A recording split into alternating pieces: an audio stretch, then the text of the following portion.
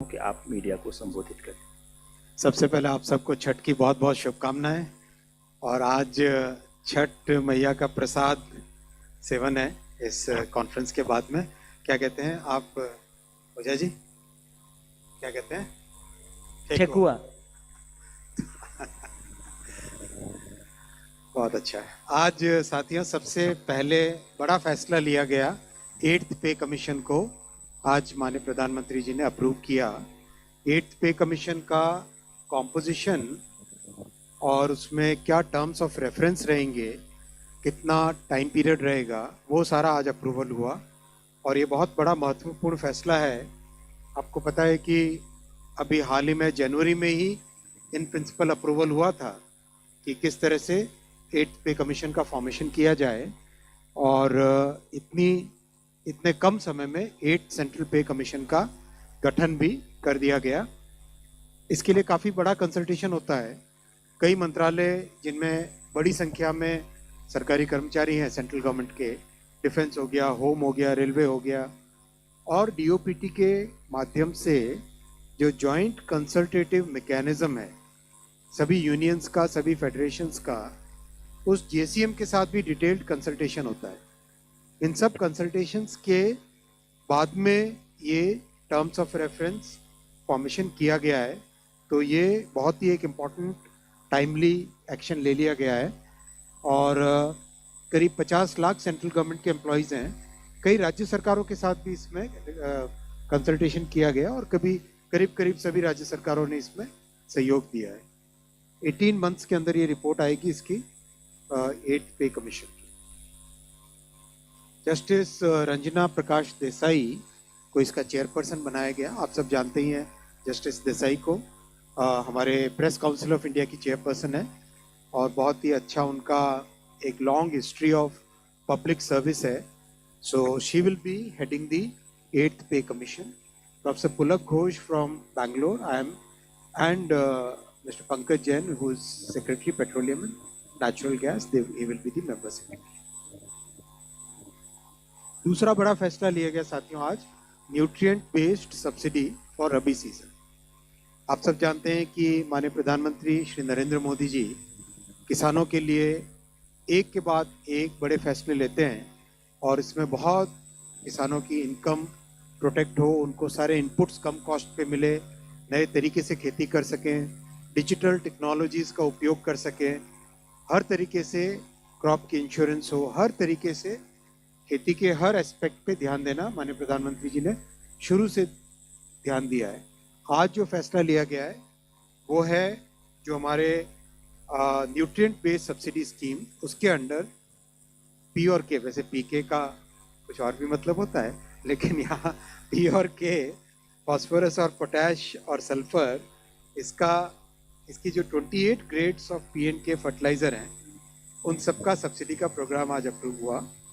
और जैसा आपने पहले भी पिछले कैबिनेट ब्रीफिंग्स में देखा है, जो बड़े फैक्टर्स हैं, इंटरनेशनल प्राइसेस कितने हैं, किस तरह से कॉस्ट पे इम्पैक्ट आ रहा है, किस तरह से डिलीवर्ड प्राइसेस हमारे होते हैं, ओवरऑल सारे फैक्टर्स को मिला के जो बैलेंस्ड यूज़ करने के हिसाब से जो डिसाइड होता है वो आज डिसाइड किया गया है। और फॉस्फोरस, पोटैश और सल्फर के रुपीस पर किलोग्राम, नाइट्रोजन का भी NPKS, इनका रुपीस पर किलोग्राम के ये प्राइसेस डिसाइड हुए। P और S न्यूट्रिएंट्स हैं जो कि इसमें रबी में काफ़ी बड़ी मात्रा में यूज़ होते हैं, उसके प्राइस करीब 1 to 10% हायर है compare to the previous prices, subsidy actually. Then cabinet approved about 37,952 crore rupees का इसका जाएगा टोटल आउटगो, और 1 अक्टूबर 2025 से ये रेट्स एप्लीकेबल हो जाएंगे। DAP और TSP, ट्रिपल सुपर फॉस्फेट और डाई अमोनियम फॉस्फेट, ये दोनों सबसे बड़े हाईली कंज्यूम्ड फर्टिलाइज़र के कंपाउंड्स हैं। इनका करीब 60% इन दोनों का कम होता है कंजम्पशन। इन दोनों के लिए एक स्पेशल पैकेज भी रखा गया है जिससे कि जो फार्मर्स को, किसानों को जो रेट मिले वो रेट बिल्कुल कांस्टेंट रहे वो बिल्कुल ना बढ़े। ओवरऑल ये सारा का सारा जो पूरा प्रोग्राम है, इससे हमारे किसानों को इस रबी सीजन में बहुत बड़ी राहत मिलेगी और उनके लिए कोई भी रेट आगे ना उनके लिए कोई रेट बढ़ेगा नहीं और जो भी एक्स्ट्रा बर्डन होगा वो बर्डन सरकार वहन करती है। इस तरह का ये फैसला है साहब। मैं अब आपके क्वेश्चंस आज क्वेश्चन हम उल्टे will take from the left side first. नहीं वजह साहब नियम थोड़ा बदलेंगे, आज इधर से। अच्छा, okay. So questions from right side. First second row में कोई नहीं, थर्ड रो में ठाकुर साहब चले।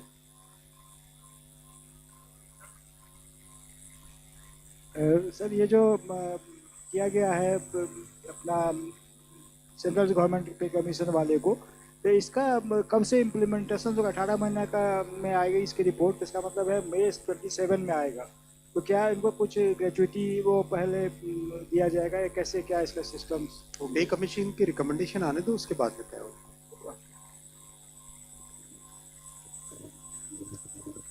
Next this side nobody is there. Okay, हाँ बीच में लेफ्ट फर्स्ट। सेंटर में नहीं कोई? आज सॉरी, आई एम सेंटर में 239।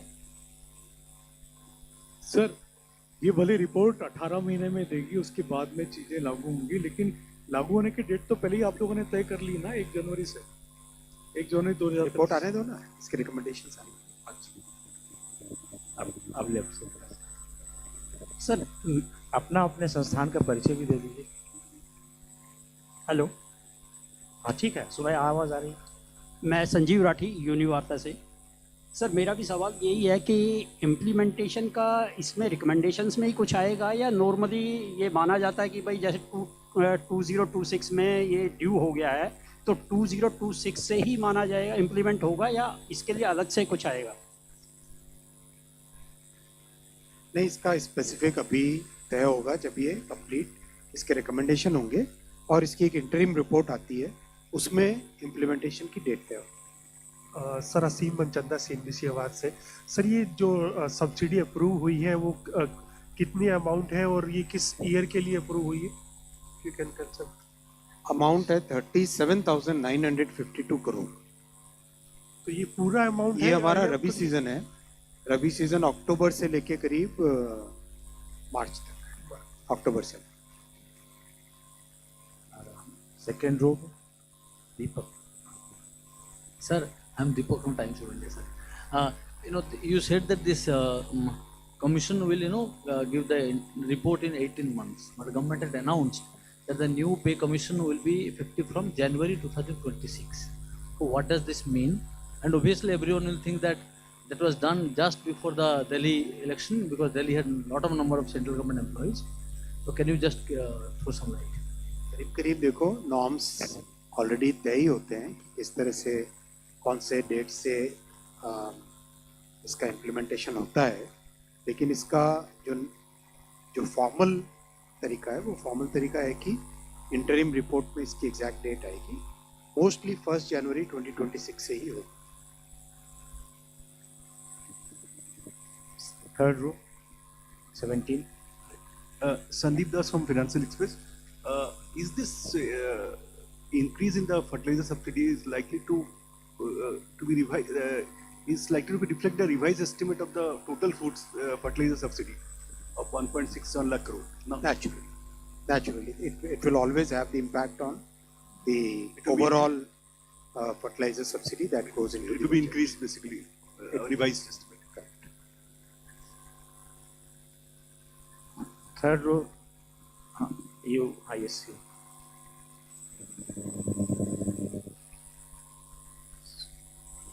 Anyone wants to ask? Okay. हाँ yes, 249। मैं प्रशांत हुसैन, न्यूज़ 24 से। मैं इसके अलावा एक सवाल पूछूं कि छठ में ट्रेन की सक्सेस स्टोरी कोई है आपके पास बताने के लिए?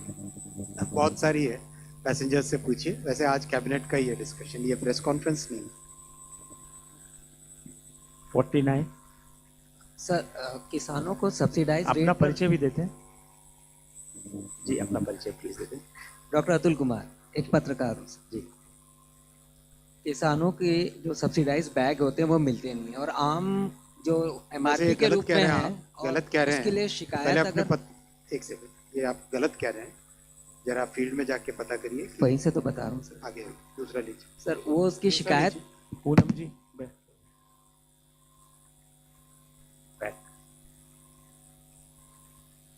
हाँ दिए। सर मैं पूनम हूँ अमर उजाला से। ये जो पोषण आधारित सब्सिडी मिल रही है उर्वरकों पर रबी फसल के लिए, तो ये जो रबी फसल है उस तक ही सीमित रहेगा या इसका आगे भी एक्सटेंशन संभव है? और दूसरा प्रश्न, इससे जो किसान, कितने किसान लाभान्वित होंगे? देखो, हर रबी और हर खरीफ से पहले इस तरह का एक फैसला लिया जाता है। ये जो फैसला है ये इस बार वाले रबी के लिए, इसके आगे वाले खरीफ और आगे वाले रबी के लिए नया फैसला। 45.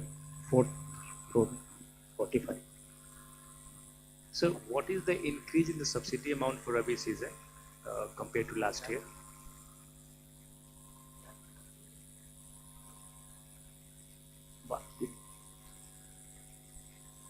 पिछले साल करीब 24,000 करोड़ थी, इस बार 38,000 करोड़ है अप्रोक्सीमेट। सो करीब 14,000 करोड़ एक्स्ट्रा।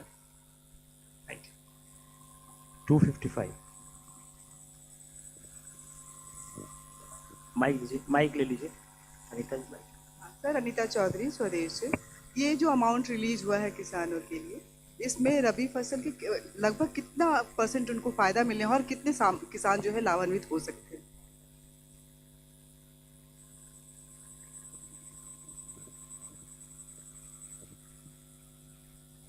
डिपार्टमेंट से आपको एग्जैक्ट किसानों का नंबर भेजिए। Okay, thank you sir. धन्यवाद। आइए छठ मैया का प्रसाद लिया जाए।